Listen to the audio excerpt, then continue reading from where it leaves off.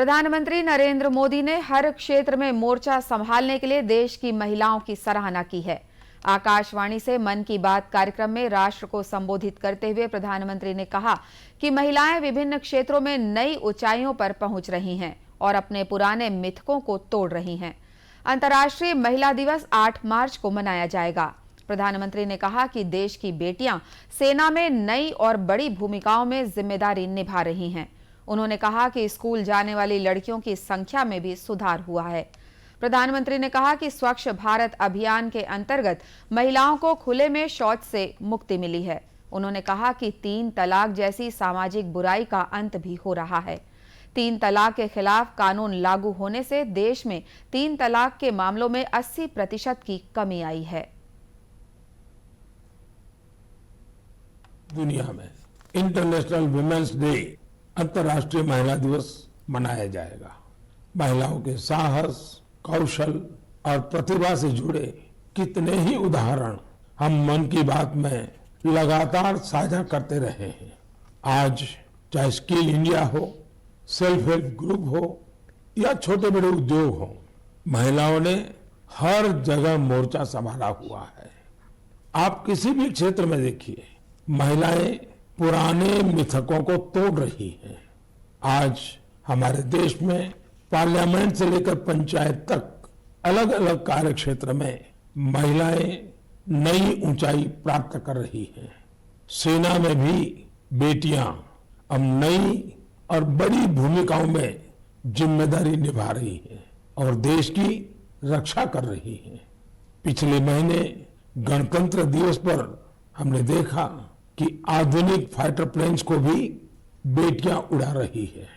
देश ने सैनिक स्कूलों में भी बेटियों के एडमिशन पर रोक हटाई और पूरे देश में बेटियां सैनिक स्कूलों में दाखिला ले रही हैं। इसी तरह अपने स्टार्टअप जगत को देखें। पिछले सालों में देश में हजारों नए स्टार्टअप शुरू हुए। इनमें से करीब आधे स्टार्टअप्स में महिलाएं निदेशक की भूमिका में है। पिछले कुछ समय में महिलाओं के लिए मातृत्व अवकाश बढ़ाने जैसे निर्णय लिए गए हैं। बेटे और बेटियों को समान अधिकार देते हुए विवाह की उम्र समान करने के लिए देश प्रयास कर रहा है।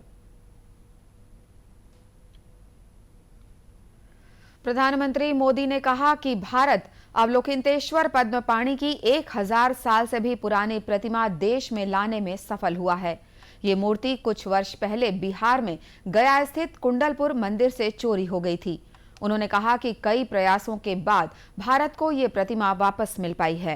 प्रधानमंत्री ने मातृभाषा के महत्व की चर्चा करते हुए कहा कि जैसे हम अपनी मां को नहीं छोड़ सकते, उसी तरह मातृभाषा भी हमारे बुनियादी विकास के लिए सबसे बड़ा आधार है।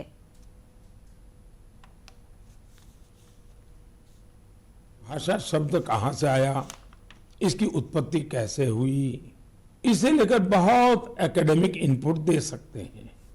मैं तो मातृभाषा के लिए यही कहूंगा कि जैसे हमारे जीवन को हमारी मां गढ़ती है, वैसे ही मातृभाषा भी हमारे जीवन को गढ़ती है। मां और मातृभाषा दोनों मिलकर जीवन की फाउंडेशन को मजबूत बनाते हैं, चिरंजीव बनाते हैं। जैसे हम अपनी मां को नहीं छोड़ सकते, वैसे ही अपनी मातृभाषा को भी नहीं छोड़ सकते। भारत की संस्कृति और विरासत की बात करते हुए प्रधानमंत्री ने मन की बात के श्रोताओं का तंजानिया के किलीपॉल और उनकी बहन नीमा से परिचय करवाया। इन दिनों ये भाई बहन फेसबुक, ट्विटर और इंस्टाग्राम पर बहुत चर्चा में हैं। हाल ही में गणतंत्र दिवस के अवसर पर राष्ट्रगान जन गण मन गाते हुए किलीपॉल का वीडियो बहुत वायरल हुआ था। कुछ दिन पहले उन्होंने लता मंगेशकर का एक गाना गाकर उन्हें भी भावपूर्ण श्रद्धांजलि दी। श्री मोदी ने शिवरात्रि और होली जैसे आगामी त्योहारों को वोकल फॉर लोकल के साथ मनाने का आह्वान किया।